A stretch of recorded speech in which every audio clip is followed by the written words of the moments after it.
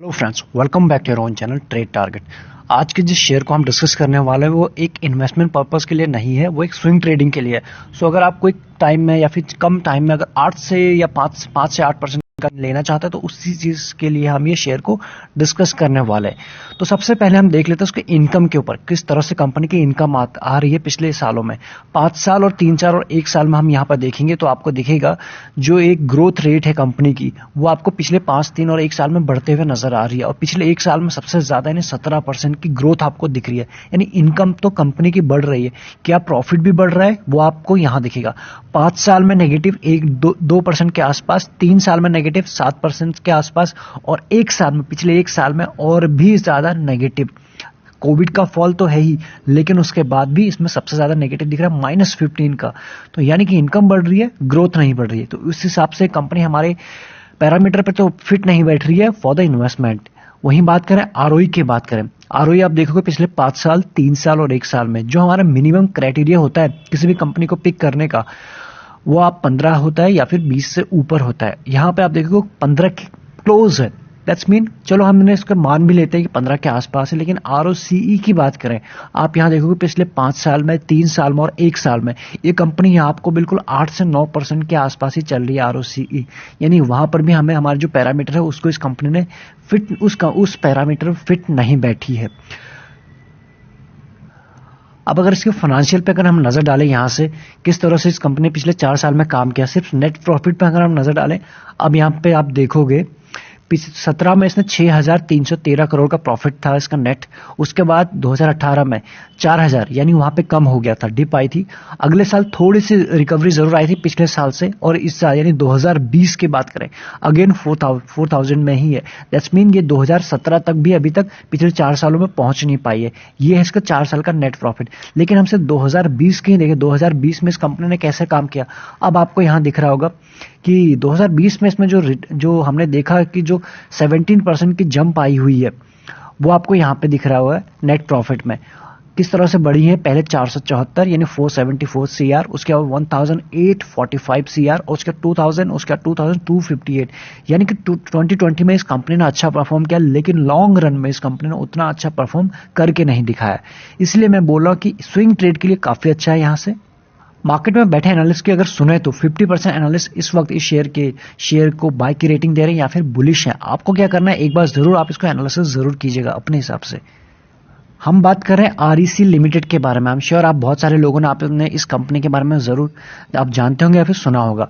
इसमें क्या है, कुछ टाइम पहले अगर हम सिर्फ ये देख लें, कंपनी कुछ टाइम पहले 1150 नहीं 155 के आसपास था। आप यहां देखो 155 के आसपास था, और कल के दिन जो भारी गिरावट हुई थी मार्केट में, ये शेयर आते आते 120, 121 के आसपास आ चुका था, और आज के दिन इसमें बिल्कुल पुल बैक जरूर आया है। क्यों पुल बैक आया, आप देखोगे सारे के सारे जो ये है 20, 50 या फिर 100, 200 डे तक इसने पहुंच गया था। इसका जो शेयर प्राइस था वहां से एक बाउंस बैक आना बनता है, और आज भी एक बाउंस बैक आया हुआ है।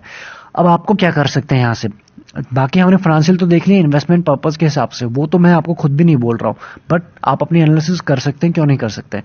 लेकिन स्विंग ट्रेड के लिए आप देखोगे सबसे बेस्ट प्राइस क्या हो सकता है इसका। अगर आपको किसी भी क्रैक में, या अगर कहीं से लॉकडाउन की खबरें आती है, मार्केट अगेन गिरता है, तो अगेन ये शेयर आपको इस प्राइस पे मिलता है 120, 121 के आसपास। तो ये यहां से आपके लिए एक अच्छी बाइंग अपॉर्चुनिटी हो सकता है, क्योंकि आप देखोगे जैसे आप 120, 21 के आसपास बाई करते हो या फिर 25 के आसपास भी करते हो, तो जो आपका रिस्क है वो काफी लिमिटेड हो जाता है। यानी आपका जो रिस्क है बिल्कुल यही है, अगर ये टूटता है तो डेफिनेटली आपको और भी नीचे के लेवल दिखेंगे। लेकिन इसीलिए कह रहा हूं, अगर आप इस प्राइस पे जब भी आपको मिलता है, आपका ये है स्टॉप लॉस, और आपको जो रिवॉर्ड है वहां से रिवॉर्ड काफी, आज नहीं तो कल ये शेयर आपको इस प्राइस पे जाता हुआ दिखेगा। यानी 1 महीने, ये रहा मार्च, 1 महीने पहले ये 155 पे था और अभी आपको 120 में मिल रहा है। दैट्स मीन यहां से एक बहुत अच्छी अपॉर्चुनिटी दिख रही है मुझे स्विंग ट्रेड के लिए। अभी आपको क्या करना है वो आपको सोचना होगा, लेकिन फर्स्ट टारगेट जो आएगा वो आएगा अराउंड 137 के आसपास, 137, 138, या फिर 41, दूसरा आएगा 141, 42 के दूसरा, और थर्ड जो आएगा 150 के आसपास। ये 3 टारगेट्स के ऊपर के हैं, और नीचे के तो मैंने आपको बता दिया 120, 21 का इसका काफी इंपॉर्टेंट सपोर्ट है। जब तक उसको होल्ड कर रहा है तब तक इसको होल्ड करेगा, और वही आपका स्टॉप लॉस भी होगा। तो क्या करंट प्राइस पे ले सकते हैं, बिल्कुल ले सकते हैं। अभी भी आप देखोगे आज के दिन में इसमें मूवमेंट आया, 130 पहुंच गया है। तो अगर अभी भी यहाँ से थोड़ा सा भी आपको किसी भी प्राइस में मिलता है 20-25 पे भी मिल जाता है, 22-23-24 कहीं भी मिलता है, तो आपका रिस्क और कम हो जाता है। सीधा आप 120 का स्टॉप लॉस रख सकते हो और बाकी आप इसको प्ले कर सकते हो।